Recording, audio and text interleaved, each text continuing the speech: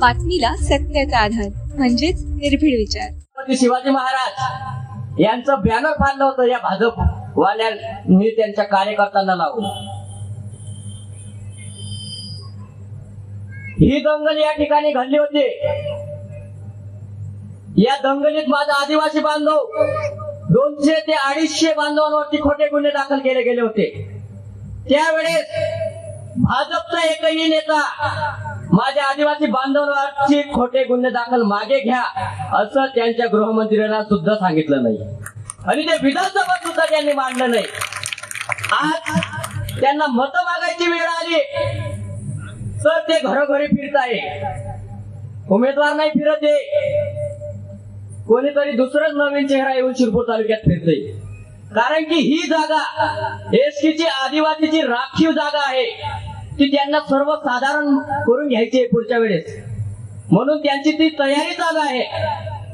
म्हणून त्यांनी नवीन चेहरा शिरपूर तालुक्यात फिरवणं सुरू केलं आहे. ते विकासाच्या नावाने मतं मागतात. त्यांच्या हातात 35 वर्ष सत्ता होती. 35 वर्षात जर त्यांनी विकास केला असताना तर त्यांना घरोघरी फिरायची वेळ आली नसती. ते घरीच राहिले असताना तरी ते निवडून आले असते. परंतु डॉक्टर साहेब हे आता तिसऱ्यांदा उमेदवारी लढताय. त्यांचं तिसऱ्यांदा 3दा तिकीट कापलं गेलं. इथं तिकीट कापले जातात, तिकीट विकले जातात.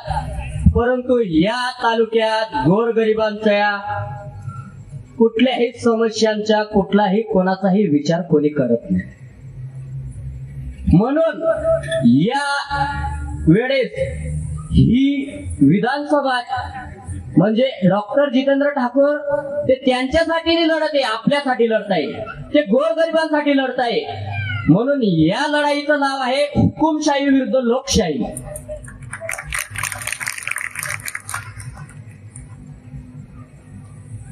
जो एखादा कार्यकर्ता असतो, ही लोकशाही आहे. आज सर्वांना बोलण्याचा स्वतंत्र अधिकार आहे डॉक्टर बाबासाहेब आंबेडकरांनी दिलेलं. माणूस कोणाही सोबत फिरू शकतो, कोणाही सोबत प्रचार करू शकतो. एखाद्याला कोणीतरी फोन करणार, तू त्याच्यासोबत फिरू नको, त्याच्यासोबत राहू नको. बाबासाहेब आंबेडकरांनी कायद्यात असं लिहिलं नाही. स्वतंत्र अधिकार आहे, कोणी कोणाही सोबत फिरू शकतो, कोणाही सोबत प्रचार करू शकतो. आज डॉक्टर बाबासाहेबांच्या संविधानामुळे मी या ठिकाणी तुमच्या समोर बोलतोय. आरक्षण धोक्यात आहे, संविधान धोक्यात आहे, आपलं जल जंगल जमीन धोक्यात आहे. तरी आपले काही भाजपचे कार्यकर्ते नेते ते त्यांच्या मागे फिरत आहे. जर आरक्षण संविधान जर राहणार नाही ना तर आपल्याला इथं स्वतंत्रपणे आज तुम्ही बसून ही मीटिंग ऐकताय ना, हे सुद्धा राहणार नाही. म्हणून या लढाईसाठी सर्वांनी एकत्र यायचं आहे, सर्वांनी लढायचं आहे. मी जितेंद्र ठाकूर, आता सर्वांनी आपल्या मनात ठाम विचार मांडायचा आहे आणि सर्वांनी ज्या दिवशी आपलं मतदान राहणार ना, मी जितेंद्र ठाकूर, मीच उमेदवार आणि मीच आमदार आणि मीच उभं राहिलेलं आहे, या उद्देशाने आपण मतदानाला जायचं आहे. आणि जे तिकीट वाटतात त्यांना पण दाखवून द्यायचं आहे की शिरपूर तालुक्यात लोकशाही जिवंत आहे. त्यांना पण वाटलं पाहिजे ही लढाई आपण जसं इंग्रजांच्या हातातून इंग्रजांनी 150 वर्ष राज्य केलं ना, त्याच पद्धतीने यांनी 35 वर्ष राज्य केलेलं आहे आपल्यावरती. आज अनेक ठिकाणी मी फिरलो खेड्यापाड्यात, हे विकासाच्या नावाने मतं मागतात, परंतु काही पाड्यांवरती लाईट नाही, रस्ते नाही, गोरगरिबांना विहिरी नाही, घरकुलं नाही. फक्त पुढारी लोकांना घर भेटतात, त्यांनाच विहिरी भेटतात, योजनाचा लाभ त्यांच्यापर्यंतच पोहोचतो. परंतु माझ्या गोरगरिबांच्या पर्यंत तो योजनाचा शासकीय योजनाचा लाभच पोहोचत नाही. फक्त त्यांना त्यांचाच विकास करायचा आहे, परंतु माझ्या सर्व आदिवासी बांधव 18 पगड जातीचा ते कुठल्याही समाजाचा विचार करत नाही. आता त्यांनी एक जाहिरात काढलेली आहे, की आम्ही निवडून आलो तर 18 पगड जातीचे सर्व महामानव क्रांतिकारक त्यांचे आम्ही स्मारक बनवू. 35 वर्ष काय करत होते? 35 वर्ष त्यांच्या लक्षात नाही आलं का? इलेक्शन आलं तेव्हा त्यांना आमचे महामानव त्यांना क्रांतिकारक त्यांना आठवले का? आमच्या महामानवाच्या क्रांतिकारकांच्या नावाने तुम्ही मतं मागू नका. आमच्यात आहे धमक. ज्या दिवशी आमची सत्ता येईल ना त्या दिवशी आम्ही आमच्या जिद्दीवरती आमच्या महामानवांचे स्मारक तयार करू. ज्या वेळेस आम्ही महामानवांचे स्मारकासाठी परवानगी मागतो तेव्हा ते सांगतात की या चौकामध्ये तुम्हाला जागा नाही, यासाठी ते करावं लागतं, अमुक करावं लागतं, अशा गोष्टी ते आपल्याला सांगू लागतात. बाटवापाडा या ठिकाणी आमच्या खाजा नायकांचं तिथं रस्ता नाही, पाणी नाही, तिथं कुठलीही सुविधा नाही. ती आमची ठराविक जागा आहे. त्या ठिकाणी त्यांनी रस्त्याची सोय केली पाहिजे होती, पाण्याची सोय केली पाहिजे होती, कुठलीही सोय नाही. तिथली जर सोय करू शकत नसेल ना तर कुठल्याही महामानवांचा ते स्मारक बांधू शकत नाही. डॉक्टर साहेबांबद्दल ते सांगतात डॉक्टर साहेब बोगस आदिवासी. मी सांगतो मी पावरा आहे, डॉक्टर साहेब बोगस नाही. जरा इतिहास वाचा, जरा थोडा अभ्यास करा. ठाकूर ही 44वी जमात आहे आणि डॉक्टर साहेब हे ओरिजिनल आदिवासी आहे.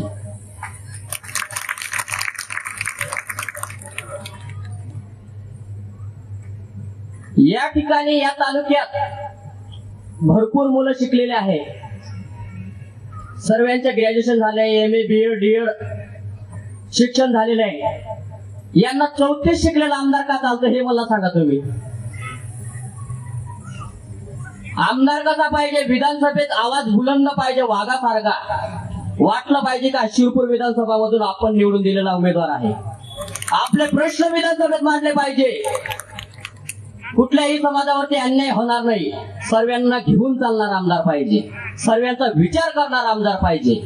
आपण निवडून दिलेलं आहे तर आपले प्रश्न नाही मांडणार, मग तो काय कामाचा? 15 वर्षात समोरच्या उमेदवाराने कोणते प्रश्न विधानसभेत मांडले? एकही प्रश्न मांडला नाही. मग काय कामाचा आमदार? त्यांनी थोडं काहीतरी विचार करायला पाहिजे की सांगवीमध्ये माझा समाज बांधवांवरती 200 ते 250 मुलांवरती गुन्हे दाखल केले. घरदार सोडून ते इकडे तिकडे काही मुले भटकत होते. त्यांनी विचार केला पाहिजे होते की 15 वर्ष यांनी मला निवडून दिलं, यांचा माझा उपकार आहे. त्यांनी कुठंतरी माझं मन मोठं ठेवलं पाहिजे होतं आणि ते गुन्हे दाखल झालेले होते ते मागे घ्यायला पाहिजे होतं. अनेक मोर्चे काढले, अनेक आंदोलने काढले. इथं ना शिरपूर तालुक्यात रेशन कार्ड साठी सुद्धा आंदोलन करावं लागतं. 15 वर्षापासून वन जमीन प्रमाणपत्र नाही, ते 7 बारे नाही. प्रमाणपत्रासाठी धुळे ते डायरेक्ट बोराडी फाटा ते धुळेपर्यंत मोर्चा काढावा लागतो. कोणी रस्त्यात येऊन दखल घेत नाही. आपण या गोष्टीसाठी त्यांना निवडून देतो का?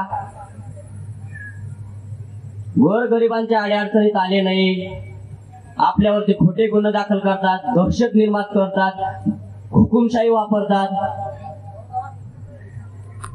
म्हणून मी सर्वांना हात जोडून विनंती करतो की सर्वांनी आता जागृत होऊन जायचंय. आता असं नाही समजायचं की बाकी टायगर विधानसभेत गेला ना तर टायगरचा आवाज त्यांना माहिती पडेल की टायगरचा आणि वाघाचा आवाज कसा असतो. पहिले प्रश्न शिरपूर तालुक्यात एकही समाज सर्वांचे प्रश्न मांडतील डॉक्टर साहेब. आणि यांनी 35 वर्षात काही विकास केला तेवढा विकास डॉक्टर साहेब 5 वर्षात करून दाखवतील.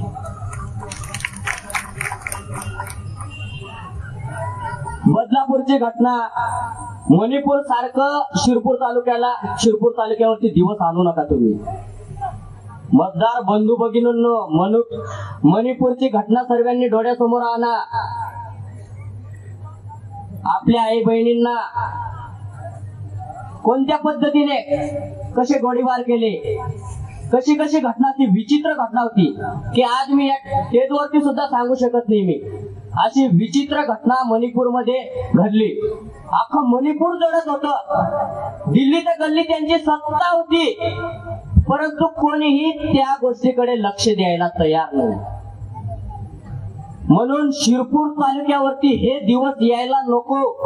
हीच ती वेळ आहे. आपली स्वाभिमानाची लढाई आहे, अस्तित्वाची लढाई आहे.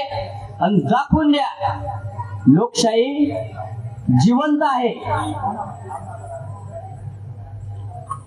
आता त्यांचा एक मेसेज फिरत होता की देवमोगराचं स्मारक बांधू म्हणे.